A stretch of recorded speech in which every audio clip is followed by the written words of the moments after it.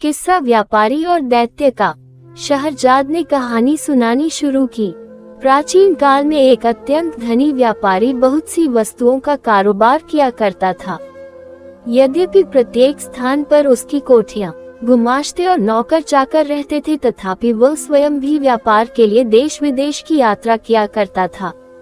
एक बार उसे किसी विशेष कार्य के लिए अन्य स्थान पर जाना पड़ा। वह अकेला घोड़े पर बैठकर चल दिया। गंतव्य स्थान पर खाने पीने को कुछ नहीं मिलता था, इसलिए उसने एक खुर्जी में कुलचे और खजूर भर लिए। काम पूरा होने पर वह वापस लौटा। चौथे दिन सवेरे अपने मार्ग से कुछ दूर सघन वृक्षों के समीप एक निर्मल तड़ाग देखकर उसकी विश्राम करने की इच्छा हुई। वह घोड़े से उतरा और तालाब के किनारे बैठकर कुलचे और खजूर खाने लगा। जब पेट भर गया तो उसने जगह साफ करने के लिए खजूरों की गुठलियां इधर उधर फेंक दी और आराम करने लगा। इतने में उसे एक महाभयंकर दैत्य अपनी ओर बड़ी सी तलवार खींचे आता दिखाई दिया।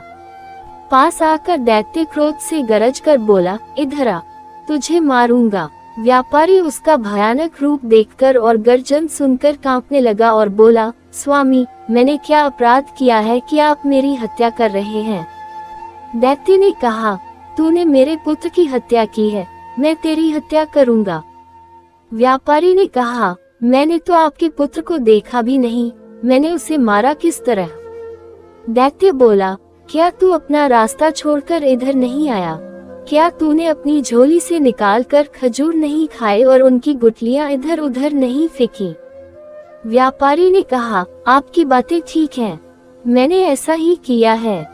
दैत्य ने कहा, जब तू गुठलियां फेंक रहा था तो इतनी जोर से फेंक रहा था कि एक गुठली मेरे बेटे की आंख में लगी और बेचारे का उसी समय प्राणांत हो गया। अब मैं तुझे मारूंगा। व्यापारी बोला, स्वामी, मैंने आपके पुत्र को जानबूझकर तो मारा नहीं है। फिर मुझसे जो भूल हो गई है उसके लिए मैं आपके पैरों पर गिरकर क्षमा मांगता हूँ। दैत्य ने कहा, मैं न दया करना जानता हूँ न क्षमा करना। और क्या खुद तुम्हारी शरीयत में नरवध के बदले नरवध की आज्ञा नहीं दी गई है? मैं तुझे मारे बगैर नहीं रहूंगा। ये कहकर दैत्य ने व्यापारी की बाह पकड़कर उसे पृथ्वी पर गिरा दिया और उसे मारने के लिए तलवार उठाई। व्यापारी अपने स्त्री पुत्रों की याद कर कर के विलाप करने लगा। साथ ही ईश्वर और पवित्र आत्माओं की सौगंध दिला दिला कर दैत्य से अपने प्राणों की भिक्षा मांगने लगा। दैत्य ने ये सोचकर हाथ रोक लिया कि जब ये थककर हाथ पांव पटकना बंद कर देगा तो इसे मारूंगा। लेकिन व्यापारी ने रोना पीटना बंद ही नहीं किया। अंत में दैत्य ने उससे कहा, तू बेकार ही अपने को और मुझे तंग कर रहा है। तू अगर आंसू की जगह आंखों से खून बहाए तो भी मैं तुझे मार डालूंगा। व्यापारी ने कहा, कितने दुख की बात है कि आपको किसी भांति मुझ पर दया नहीं आती। आप एक दीन निष्पाप मनुष्य को अन्यायपूर्वक मारे डाल रहे हैं और मेरे रोने गिड़गिड़ाने का आप पर कोई प्रभाव नहीं होता। मुझे तो अब भी विश्वास नहीं होता कि आप मुझे मार डालेंगे। दैत्य ने कहा, नहीं, निश्चय ही मैं तुम्हें मार डालूंगा।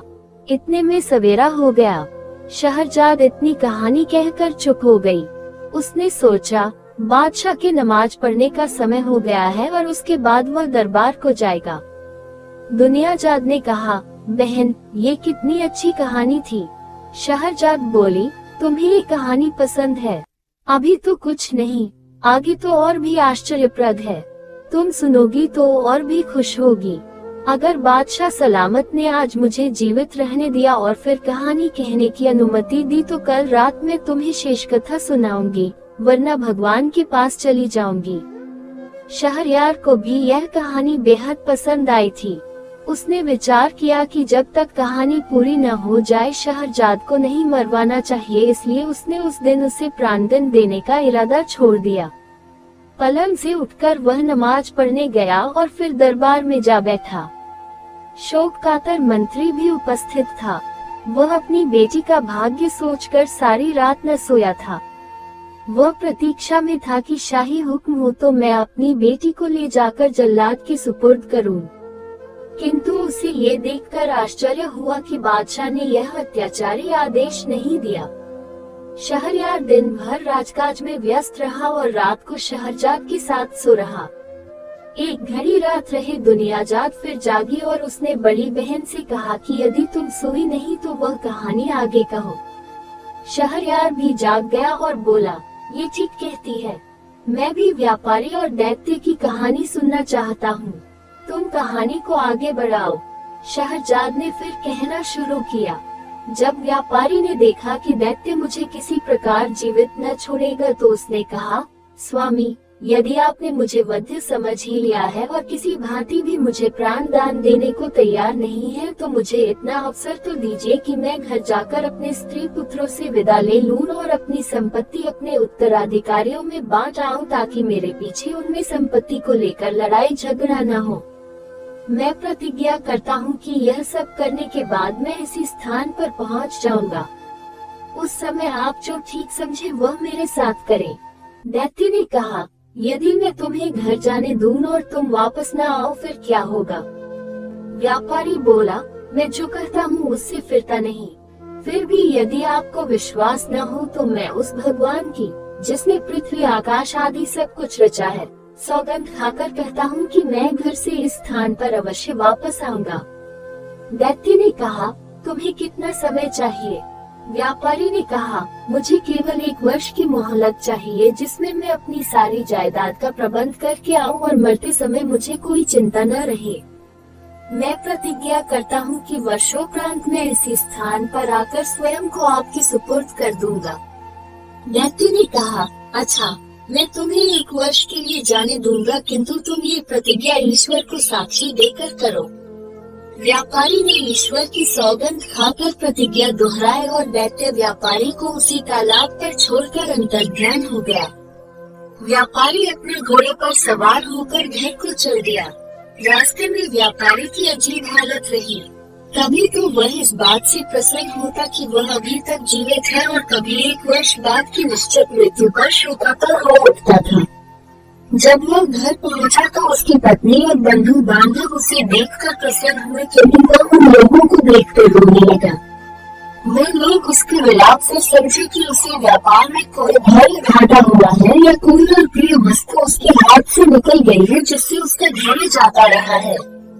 जब व्यापारी का चित्त संभला और उसके आंसू थमे तो उसकी पत्नी ने कहा, हम लोग तो तुम्हें देखकर प्रसन्न हुए हैं, तुम क्यों इस तरह में रो रहे हो? व्यापारी ने कहा, रो नहीं तो मैं क्या करूं? मेरी जिंदगी 1 ही वर्ष की और है।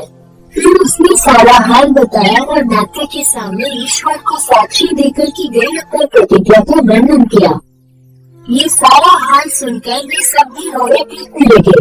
विशेषतः उसकी पत्नी सिर पीटने और दाल नोचने लगी और उसके लड़के बच्चे ऊंचे स्वर में विलाप करने लगे। वह दिन रोने पीटने ही में बीता। दूसरे दिन से व्यापारी ने अपना सांसारिक कार्य आरंभ कर दिया। उसने सिख से पहले अपने ऋणदाताओं का धन वापस किया। उसने अपने मित्रों को बहुमूल्य भेंटें दी, फकीर और साधुओं को जी भरकर दान किया, बहुत से दास दासियों को मुक्त किया। उसने अपनी पत्नी को यथेष्ट धन दिया, अभ्यस्त बेटे बेटों के लिए अधिभागत नियुक्त किया और संतानों में संपत्ति को बांट दिया। इन सारे प्रबंधों में 1 वर्ष बीत गया और वह अपनी प्रतिज्ञा निभाने के लिए दुखी मन से चल दिया। अपने कफन दफन के खर्च के लिए उसने कुछ रुपए अपने साथ रख लिया।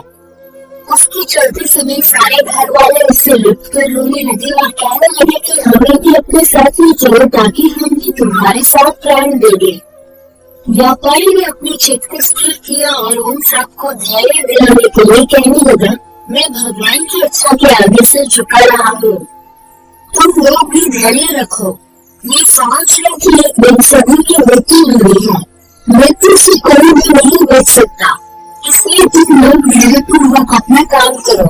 अपने सगे संबंधियों से विदा लेकर व्यापारी चल गया और कुछ समय के बाद इस स्थान पर पहुँच गया जहाँ उसने दैत्य से मिलने को कहा था। वह थोड़ा सा और तालाब के किनारे बैठ गया, सबको हथियार लोगों की नजदीक में लगा। व्यापारी से बोला, तुम इस वजह स्थान में कैसे आ गए? क्या तुम नहीं जानते कि बहुत से मनुष्य इस रक्षा निशान से समझते हैं?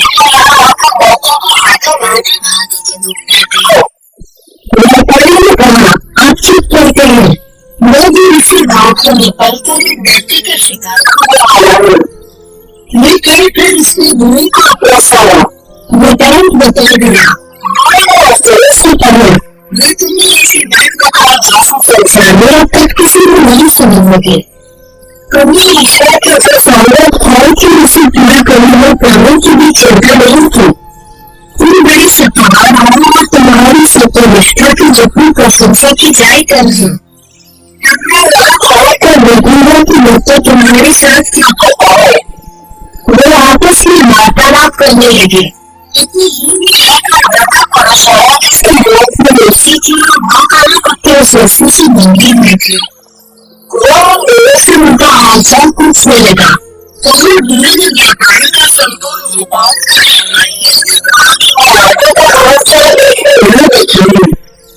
दूसरा बुरा बुरा सबसे का आश्चर्य दूर से देखे करने लगा।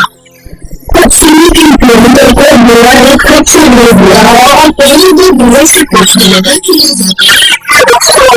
क्यों बैठा है। बुरे ने उस व्यापारी को पूरा हाल कहा। तीसरे वृद्ध पुरुष ने बाएं कील कर उस व्यापारी को अगर वह भी वहां बच गया और सांस में नहीं ले पाया था कि उन चारों व्यक्तियों ने देखा कि सामने के जवाब वो बुरे का बादल उनकी सभी पर खड़ा हो गया। वे लोग आश्चर्य से आंखें मारी नहीं थी कि उपस्थित हो गया। उसके हाथ में तलवार थी और उसने व्यापारी से कहा, आपको ले मैं तो संभाली है, तुम मेरी बेटी को मारेगा।